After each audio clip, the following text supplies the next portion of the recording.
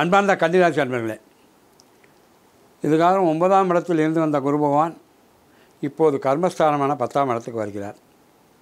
கர்மஸ்தானமான 10ஆம் இடத்தில் அமர்ந்திருக்கின்ற குரு பகவான் தன்னுடைய பஞ்சம பார்வையாக தனஸ்தானமான 2ஆம் இடத்தை பார்வையிடுகிறார். மேலும் சதுர்த்த கேந்திரம் 4ஆம் இடத்தை பார்வையிடுகிறார். ருணரோகஸ்தானமான 6ஆம் இடத்தை பார்வையிடுகிறார். எப்படி இருக்கப் போகிறது இந்த வருடம்? உங்களுக்கு ஒரு சில விஷயங்களிலே எச்சரிக்கை தேவைதான் என்றாலுமே பொதுவிலே நல்ல வருடமாக தான் இந்த வருடம் இருக்கும். கவலைப்பட வேண்டாம்.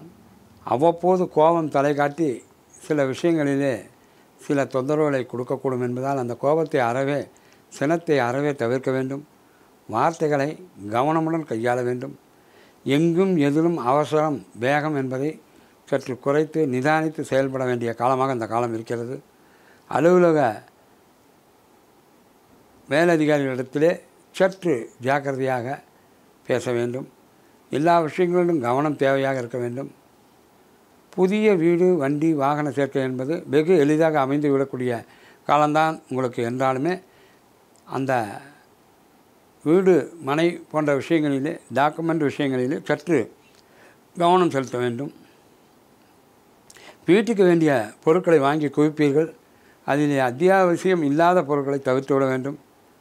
பணிச்சுமை என்பது வெகுவாக குறைய ஆரம்பிக்கின்ற காலம் இந்த காலம் என்றாலும் மேலதிகாரிகளுடைய சினத்தை தவிர்க்க அவர்களிடம் சற்று பணிவாக நடந்து கொள்ள வேண்டும்.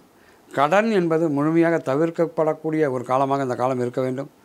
பொறுப்புகள் ஒரு சிலருக்கு கூடும். அதனால் பணிச்சுமை கூடுவது போல் தோன்றினாலும் அதனால் உங்களுக்கு பின்னாடி நன்மைதான் ஏற்படும். ஒரு சிலருக்கு ஏற்படுகின்ற பணிமாற்றம் என்பது மிகச்சிறந்த நன்மைகளை கொண்டு சேர்க்க காத்து கொண்டிருக்கிறது. தனஸ்தானத்தை பார்வையிடுகின்ற குரு பகவான் திடீர் பணவரவு அதிர்ஷ்டத்தை உருவாக்கி கொடுக்கும். மேலும் சதுர்த்த கேந்திரமான 4ஆம் இடத்தை பார்வையிடுவதால் தாய் உடல்நலம் மிக சிறப்பாக இருக்கும். தாய் வழி உறவினரிடமிருந்து மிக எளிதாக சில நன்மைகளை பெற்று வருவீர்கள். மேற்கல்விக்கு படிக்கின்ற மாணவர்கள் அயல்நாட்டிற்கு சென்று படிக்கின்ற யோகம் ஒரு சிலருக்கு அமைந்து மிக சிறப்பான நிலையை அமைந்து கொடுக்கும். ருணரோகஸ்தானத்தை பார்வையிடுவதால் உடல் ஆரோக்கியம் மேம்படும். வெகு எளிதாக உங்களுக்கு அந்நிய பயணம் அமையும். அதனால் உங்களுக்கு எல்லாவித நன்மைகளும் கிடைக்கும். மாணவர்கள் சாதனைகள் புரிகின்ற ஒரு வருடமாக இந்த வருடம் இருக்கும். திருமண நிகழ்வுக்காக காத்திருக்கும் இளைஞர்களுக்கும் நல்லபடியாக திருமணம் நிச்சயமாகி நிகழ்வுகள் நடக்கும். சுபகாரியங்கள் அடுத்தடுத்து இல்லத்திலே நடக்கும்.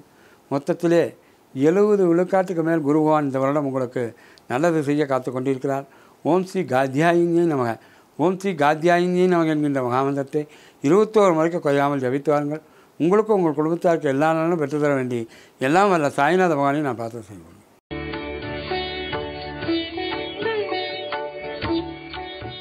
தமிழில் முதல் பக்தி சேனல் சாய் டிவி.